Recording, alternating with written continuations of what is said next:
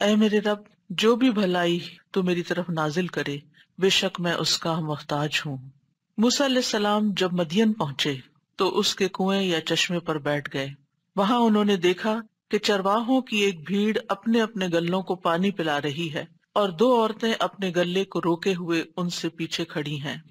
قرآن مجید میں اللہ سبحانہ وتعالیٰ سورۃ القصص میں اس واقعے کو بیان کرتے ہوئے فرماتے ہیں وَلَمَّا تَوَجَّهَ تِلْقَاءَ مَدْيَنَ قَالَ عَسَى رَبِّي أَن يَهْدِيَنِي سَوَاءَ السَّبِيلِ وَلَمَّا وَرَدَ مَاءَ مَدْيَنَ وَجَدَ عَلَيْهِ أُمَّةً مِّنَ النَّاسِ يَسْقُونَ وَوَجَدَ مِن دُونِهِمُ امْرَأَتَيْنِ تَذُودَانِ قَالَ مَا خَطْبُكُمَا قَالَتَا لَا نَسْقِي حَتَّى يُصْدِرَ الرِّعَاءُ وَأَبُونَا شَيْخٌ كَبِيرٌ فسقى لهما ثم تولى إلى الظل فقال رب إني لما أنزلت إلي من خير فقير۔ اور جب وہ یعنی موسیٰ علیہ السلام مدین کی جانب متوجہ ہوا تو کہا مجھے امید ہے کہ میرا رب مجھے سیدھا راستہ دکھائے گا۔ اور جب وہ مدین کے پانی پر پہنچا تو اس پر لوگوں کا ایک گروہ پایا جو اپنے مویشیوں کو پانی پلا رہا تھا، اور ان کے علاوہ دو خواتین کو پایا جو اپنے مویشی روک رہی تھیں۔ موسیٰ نے کہا تم دونوں کا کیا معاملہ ہے؟ وہ دونوں کہنے لگی جب تک چرواہے پانی پلا کر واپس نہ لوٹ جائیں ہم اپنے جانوروں کو پانی نہیں پلاتی، اور ہمارا باپ بڑی عمر کا بوڑھا آدمی ہے۔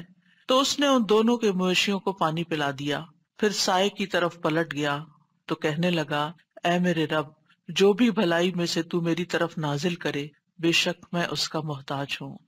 یہاں اس آیت میں ہم دیکھتے ہیں کہ موسیٰ علیہ السلام ایک طویل سفر کے بعد بے یار و مددگار ہر طرح کی بھوک پیاس کے عالم میں مدین پہنچتے ہیں، اور وہاں پہنچ کر دیکھتے ہیں کہ ایک جگہ لوگ جمع ہیں اور وہ اپنے اپنے مویشیوں کو پانی پلا رہے ہیں۔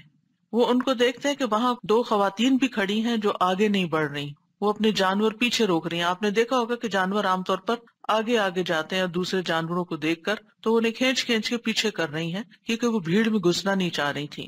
موسیٰ علیہ السلام نے جب ان کو دیکھا تو مدد کے لیے آگے بڑھے۔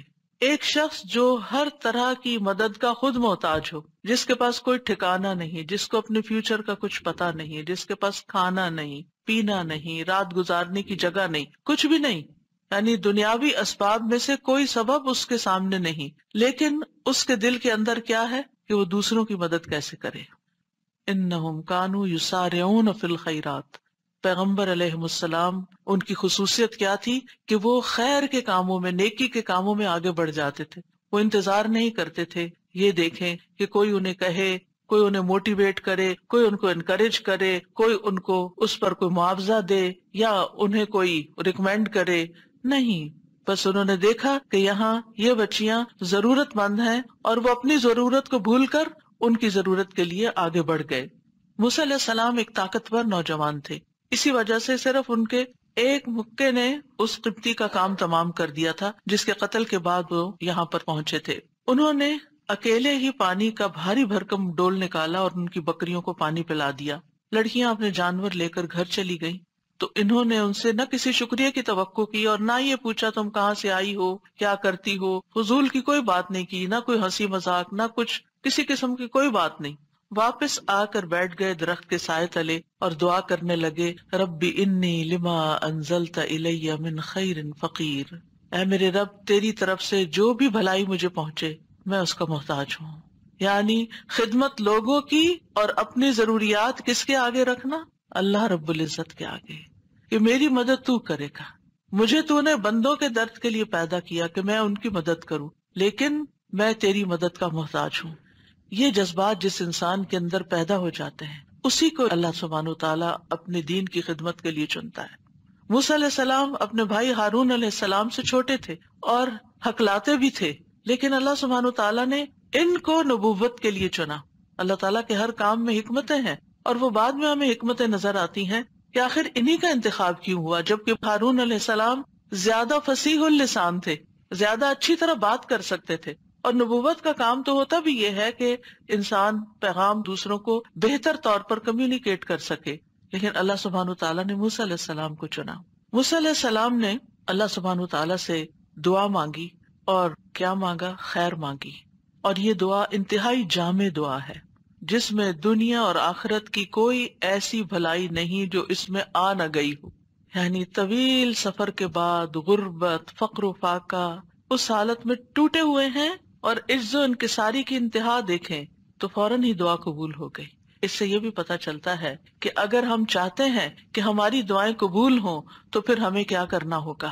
اللہ سبحانہ وتعالیٰ کے آگے اپنے آپ کو فقیر ظاہر کرنا ہوگا. انی لما انزلت الی من خیر فقیر، میں محتاج ہوں، میں محتاج ہوں، میں تیرا بندہ ہوں. اور اللہ سبحانہ تعالیٰ کو ان کی یہ دعا بہت پسند آ گئی اور اللہ سبحانہ تعالیٰ نے ان کی دعا قبول کر لی، جس کے نتیجے میں انہیں کھانا پینا تو کیا، انہیں گھر بھی اور انہیں بیوی بھی اور جاب بھی، تمام چیزیں جو انسان کی ضرورت ہوتی ہیں وہ چند لمحوں کے اندر نصیب ہو گئی. یعنی جن کو حاصل کرنے میں سال ہا سال لگتے ہیں. اور یہاں آپ دیکھیں کہ ایک ہی حلے میں سب کچھ مل جائے، ساری خیر مل جاتی ہے. دنیا کی خیر میں سے یہی چیزیں ہیں جن کی انسان تمنا کرتا ہے اور جو اللہ تعالیٰ سے مانگتا ہے، وہ سب کچھ ان کو مل گیا. تو یہ خیر کیا چیز ہوتی ہے؟ خیر کا عربی میں کیا معنی ہے؟ خیر عربی میں شر کی ضد ہے. خیر وہ ہے جو انسان کو مرغوب ہوتی ہے، جس میں انسان رغبت رکھتا ہے، جس میں مثلاً انسان کی عقل، انسان کے اوپر طرح طرح کے فضل، انسان کی ضروریات کی جتنی بھی چیزیں ہیں جن سے انسان کو اطمینان حاصل ہوتا ہے، وہ ساری اس کے لیے خیر ہی خیر ہیں. خیر دو قسم کی ہوتی ہے، ایک خیر مطلق جو ہر حال میں اور ہر ایک کے نزدیک پسندیدہ ہے، یونیورسل خیر، اور اس میں سے خاص طور پر جنت کا ملنا خیر ہے اور جہنم میں جانا شر ہے. تو جنت کا مل جانا، کوئی انسان ایسا نہیں جس کو جنت کی خبر اور وہ جنت میں نہ جانا چاہے، اور جس کو جہنم کا پتہ چل جائے کہ وہ کیسی بلا ہے اور وہ جہنم سے بچنا نہ چاہے. تو جنت میں جانا اور جہنم سے بچ جانا بھی خیر ہے، آگ سے بچنا بھی خیر ہے. دوسری قسم کی خیر اور شر مقید ہے، یعنی وہ چیز جو ایک کے حق میں خیر ہے اور دوسرے کے لیے وہی چیز شر ہے. مثلا دولت بعض اوقات یہ ایک شخص کے حق میں خیر و بلائی کا باعث بنتی ہے، وہ اسے خیر کے کاموں میں خرچ کرتا رہتا ہے اور اس سے اس کے درجات بلند ہوتے رہتے ہیں اور اس کی مشکلات آسان ہوتی رہتی ہیں.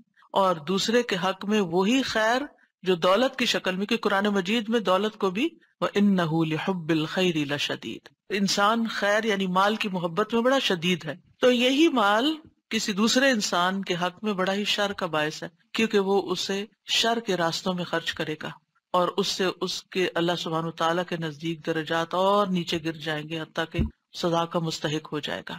انسان اپنی فطرت کے لحاظ سے خیر کو پسند کرتا ہے، وَإِنَّهُ لِحُبِّ الْخَيْرِ لَشَدِيدٌ، اور صرف پسند نہیں کرتا بلکہ حب شدید کا شکار ہوتا ہے، یعنی بہت زیادہ پسند کرتا ہے. سورۃ فصلت میں آتا ہے لا يسأم الانسان من دعاء الخیر وإن مسه الشر فیئوس قنوط، انسان خیر کی دعا مانگنے سے تھکتا نہیں، اور اگر اسے کوئی تکلیف پہنچ جائے تو نہایت مایوس اور بہت نا امید ہو جاتا ہے، ڈپریسڈ ہو جاتا ہے. لیکن یہ یاد رکھیے کہ دینے والا خیر کا تو صرف اللہ ہی ہے، کیونکہ سارے خزانوں کا مالک وہی ہے.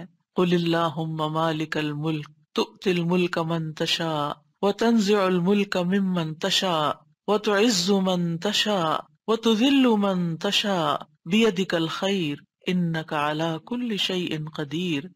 کہہ دیجئے اے اللہ بادشاہی کے مالک، تو جسے چاہتا ہے بادشاہی عطا کرتا ہے اور جس سے چاہتا ہے چھین لیتا ہے، اور جسے چاہتا ہے عزت دیتا ہے اور جسے چاہتا ہے ذلیل کرتا ہے. تیرے ہی ہاتھ میں ہر طرح کی خیر ہے، بے شک تو ہر چیز پر پوری طرح قادر ہے. بیدک الخیر، تو خیر کا مالک صرف اور صرف اللہ ہے. اس لیے خیر کا سوال اللہ سے ہی کرنا چاہیے، ہر طرح کی خیر اللہ ہی سے مانگنی چاہیے. سارے کا سارا فضل بھی اللہ کے ہاتھ میں ہے. قل ان الفضل بید اللہ یؤتیہ من یشاء واللہ واسع علیم، کہہ دیجئے بے شک فضل اللہ ہی کے ہاتھ میں ہے، وہ جسے چاہتا ہے عطا کرتا ہے، اور اللہ وسعت والا خوب علم والا ہے. یعنی اس کو پتا ہے کہ کس کو کیا چیز دینی چاہیے. اس کے پاس تو فضل کی کوئی انتہائی نہیں، خیر کی انتہائی نہیں، لیکن فیصلہ وہ کرتا ہے کہ کس کو کیا دینا ہے، کتنا دینا ہے، کب دینا ہے، اور کس سے کیا روک لینا ہے. تو اصل خیر دنیا میں نہیں ہے، اصل خیر آخرت میں ہے، اور وہ جنت کی شکل میں ہے. دنیا میں تو صرف جھلکیاں ہیں، چند تھوڑے بہت آرام کی چیزیں، انسان کی پسندیدہ چیزیں. ابن عباس کہتے ہیں رسول اللہ صلی اللہ علیہ وسلم نے عرفات میں خطبہ دیا، پھر جب آپ نے کہا لبیک اللہم لبیک تو اس کے بعد فرمایا انما الخیر خیر الاخرہ، بے شک خیر تو صرف آخرت کی خیر ہے، یعنی اصل خیر تو آخرت کی خیر ہے، اور وہ ہے جنت کا ملنا اور جہنم سے بچ جانا. کیونکہ فمن زحزح عن النار وادخل الجنۃ فقد فاز، جو آگ سے بچا لیا گیا اور جنت میں داخل کر دیا گیا، یقیناً وہ کامیاب ہو گیا.